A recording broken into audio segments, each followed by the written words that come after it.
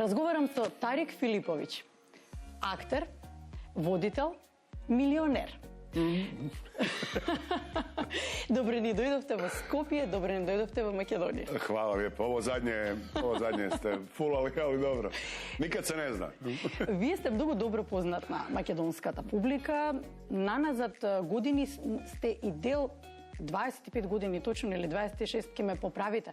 Вие сте член на ансамблот на најпосетуваниот хрватски театар. 28. 28. Da. Kerempuh, da. Тоа е долг временски период, но паралелно сте и водител. Паралелно може да ве видиме и во филмовите, и во сериите. Како успевате да менаџирате?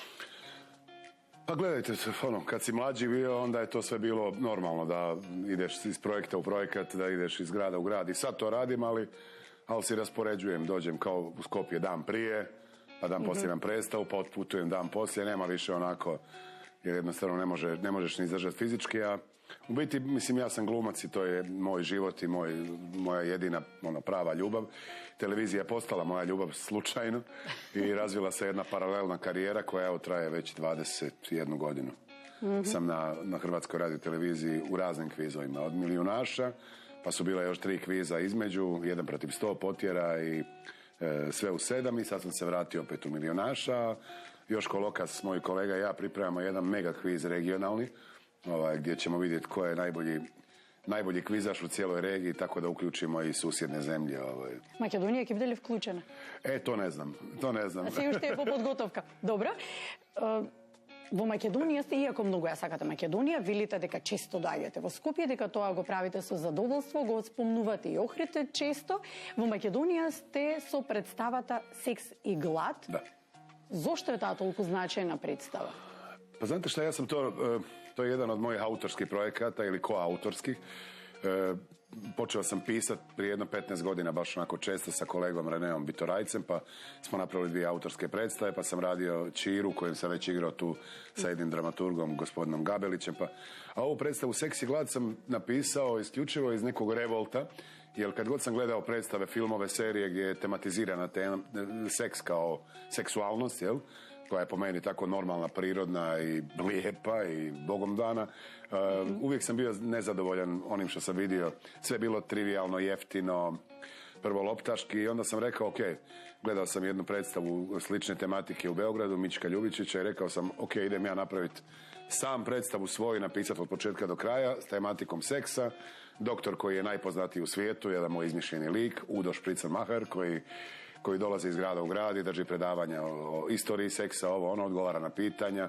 Tako da je to zamišljeno kao dosta interaktivno s publikom, ali mislim, to kad ljudi misle da je to stand-up, čim jedan čovjek na sceni misle da je stand-up. To je popularno сега stand-up. Znam, ali ja se stand-upom ne bavim, ja volim da postoji dramaturgija, glava, rep, sve, poruka, a moja poruka u predstavi je da je ljubav najveći afrodizijak i ključ za sve seksualne probleme. Добро, македонското општество е многу конзервативно општество. Се уште постојат многу стигми во општеството.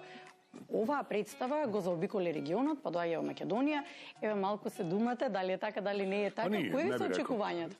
Pa ne bih rekao, poznajem ovaj grad i poznajem ove ljude i mislim da su neki drugi krajevi bivše države puno konzervativni, ali svugdje imate u Zagrebu, u Beogradu, ali takvi ne dolaze na moju predstavu, jel? Tako da, da, ja mislim da ja sam sam sebi htio skinuti neke okove, jer ja sam sam zbog okolice svoje malo, uvijek je nešto kad se spomene seks, što znači spol, jel? Znači, nekako sve se šapće, sve se nešto u rukavicama govori o tome, a to je jednostavno prirodna i normalna neka stvar koju ne treba uopće tabuizirati niti ljudima stavljati lance oko nogu i ruku zbog toga. Tako da iz te pobude sam i radio predstavu da ljudi izađu relaksirani, nasmijani, opušteni, na neki način educirani, jer sam pišući ovu predstavu pročitao gomilu knjiga o seksualnosti. Moram priznati da sam puno toga već znao. Nisam puno toga naučio, ali evo, u nekim stvarima sam progledao i ja priznajem i ja sam imam nešto onako, svi smo na neki način malo opterećeni tom seksualnošću. Dobro, велите, додека се подготвувавте за представата, го анализиравте и машкиот и женскиот мозок. Во машкиот мозок свативте со анализата, заклучивте дека е составен само од секс и глад, а што има во женскиот мозок тогаш? Што покажа вашата анализа? Pa da, tako sam i dao naslov predstavi, Seks i glad, jer muški mozak je, koliko ja priznajem, koliko god nas ogolite, ima nas jako divni, pametni, kreativni, ali mi se stvarno svodimo na seks i glad, ja priznajem, evo, na neki suptilniji način. Ako mora nekoj da bude prv? A ženski mozak je puno kompliciraniji i složeniji i drugčije građen, to je dokazano, tako da, to je jedan zanimljiv dio u predstavi. Pa nekoj mora da bude pokompliciran. Pa da, gledajte, ja sam u predstavi jako na ženskoj strani, što nekim muškarcima malo smeta, ali i uglavnom, što kažu, derem po muškarcima u predstavi i niko se nije žalio. A da sam 5% na žene se okomio, mislim da bi završio na sudu. Jer u takvom društvu danas živimo, da je sve nasilje nad muškarcima ne postoje, jel? Ova moja predstava je na neki način nasilje nad muškarcima i ogoljavanje istine o muškarcima, što ja priznajem kao muškarac, jel, i želim progovoriti o tome. I mislim da su žene puno zakinutije u nekim stvarima u startu i mislim da žene nemaju dovoljan prostor u našim društvima onako kako bi trebala biti ravnopravnost. Jer zadnji poznati i priznati matrijarhat gdje je žena imala status na pijedestalu je bio u kamenom dobu.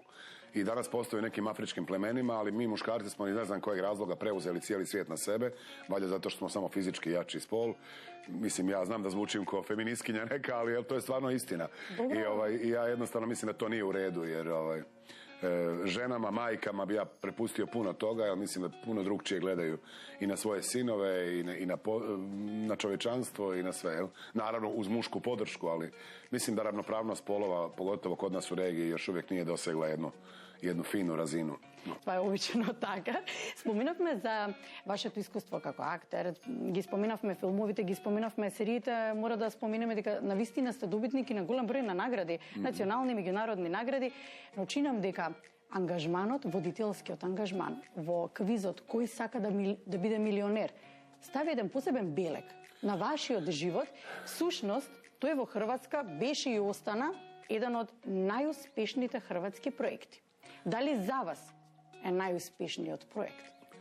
Pa televizijski da, je, obilježio mi je život samo zato što radili smo analizu, 10% ljudi ide u teatar, 10% koji cirkulira u teatrima, znači ovih 90% gledaju televiziju. I ovih 90% ne bi vjerojatno ni znali za mene da sam snimio gomilu filmova, a odigrao sam preko 4300 izvedbi raznih predstava. Znači, stvarno sam se naigrao i snimio preko 20 filmova i serija i vjerojatno bi me znalo 15%, a televizija je takav medij da je to jednostavno milijunaš je bio gledan u cijeloj regiji, tako da evo, to je meni donijelo i neki pristup i otvorili su mi se neka druga vrata, ali ja na taj način želim privući publiku da dođu u teatar, da me pogledaju u mom stvarnom poslu, primarno. Ви даде вистина посебен печат, белег. Препознатливо лице сте, ве прашуваат како да станам милионер? Ja to nisam uspio još. Ja ne znam s novcima, ali moj stav je da je novac. Mi sve potrošimo, sve što zaradimo potrošimo, nekad manje, nekad više, ali kogod se zaradi, sve se potroši, jer moj stav u životu je da kad kažu štedi za crne dane, mislim, imaju ljudi koji štede pa kupe Porschea u 75. 80. godine. Šta će im Porsche u 80. godine? Živi se sad i to i moja supruga, sinovi i ja, kad god sjedne neka malo lova, ajmo u London, ajmo u Ameriku, ajmo negdje putovat djeci, otvoriti. Mislim da je to najpametnije uložen novac. Па зарем не треба сега да ги создаваме спомените на децата? Заеднички да создаваме спомени, така, додека се мали децата. Сакав уште нешто да ве прашам, малце повеќе во водителскиот аспект, еве како колеги, ви требаше посебно подготвување за квизот? Зарем не се почесувавте на моменти, колку работи не знам? Da. Pa znate šta, ja sam stvarno mislio da jako puno znam, dok nisam upoznao lovce u kvizu potjera koji su samo takvi znalci, jel? I recimo kad radim kviz, kad vodim kviz i sad sjedne neko kao vi preko puta mene i nekad se pomislim, čekaj, do 11. 12. pitanja znam apsolutno sve ovako. Onda dođe drugi, sjedne, ne znam, 5. pitanje, ne znam, 7., ne znam, 8. mislim se, zamisli da sam sad tu, užas. Tako da jednostavno, svi mi imamo puno rupa u znanju, Ja kažem, stvarno sam mislio da znam jako puno toga, a onda sam shvatio da puno toga i ne znam. Šta je tu, učimo dok smo živi, ali dovoljno znam da mogu fino, fluidno komunicirati sa svojim natjecateljima, prokomentirati ono što znam, a kad nešto ne znam, onda mudro šutim i tako. Dobar izbor. Dobro, секој од нас има некаква пасија, нешто што му е особено значено и го релаксира, му дава посебно чувство дека е свој. Колку пара очила имате? U jednom najboljem trenutku, da, to je postao neki od obične kratkovidnosti, postao je hobi, pogotovo kad je krenuo Milijunaš prije 20 godina i kad su ljudi iz Alan Miklija, iz Francuske zastupnici počeli raditi sa mnom. Mislim, ne radimo više zajedno.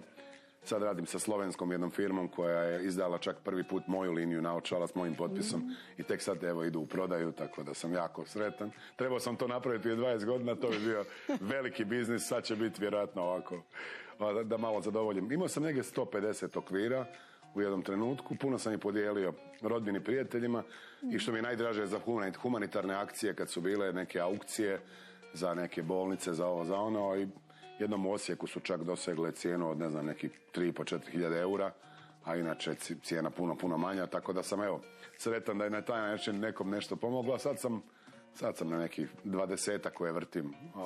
A dobra ideja ќе беше da napravite muzej od очилата на Тарек Филиповиќ.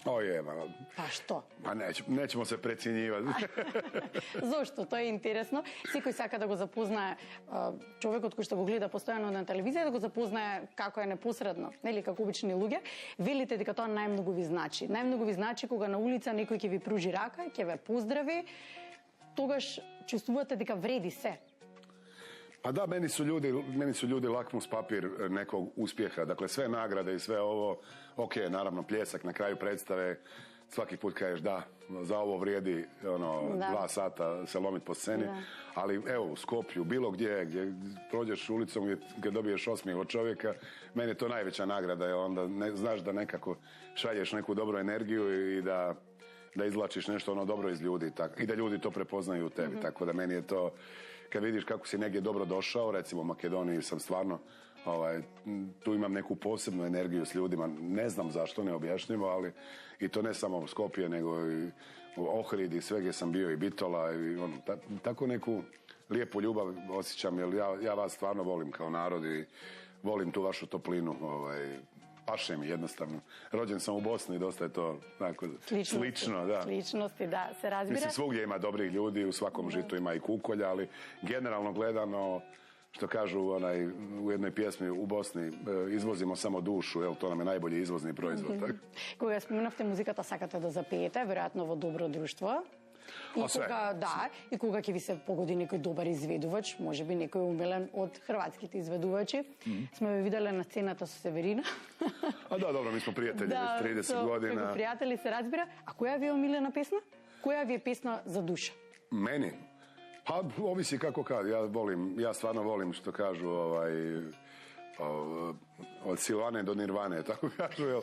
Znači, ne volim stvarno samo baš turbo folk i ove pjesme, ali sve ostalo volim jako. Sevdalinke, na tome, to je moje podneblje, tu sam odrastao. Starogradske pjesme, stare hrvatske pjesme, zagorske volim, makedonski melos. Naravno, odrastao sam na roku nekom, na Ekaterini Velikoj, na Azri, na Stefanovskom, koji mi je tako da slušao sam i Mizar i Borgeziju i ne znam šta, a onda sam vremenom počeo stvarno slušati sve, onako pomalo, tako baš smo tu u Skopju malo zapjevali sve i svašta, pogotovo makedonske pjesme, koje par ih jako volim. A i prijatelj sam i sa vaše dvije divne pjevačice, sa Karolinom i Kaliopi, tako da imate se čime ponositi. Сега сте пријатели со македонската телевизија. Ви благодарам за интервјуто. Благодарам за можноста. Навистина ми беше чест. Се надам дека следен пат ќе дојдете во нашето студио. Vrlo rado. A potom ќе зборуваме кое студио е подобро, дали на македонското, дали хрватското. Onda vi dođete malo kod nas u Zagreb pa da vam pokažem. Со задоволство. Да се пошегуваме, се разбира, како професионалци, како водители. За куса малку ќе ви извадам од активството, пошто и вие сте познати како водител. A da. širem narodne masama, da. I moram reći, majka mi je rekla jutros, rekao idem na intervju, pa sine, obrij se, ne mogu, snimam seriju jednu u Sarajevu, igram jednog rudara, vođu pobune rudara i moram imati bradu još 7 dana. I mama moja, nemoj sine s bradom, molim. Majka želi uvijek da se obrijam, počešljam. Се разбира, нашите верни гледачи. Ви благодарам. Hvala vama i bilo mi je zadovoljstvo.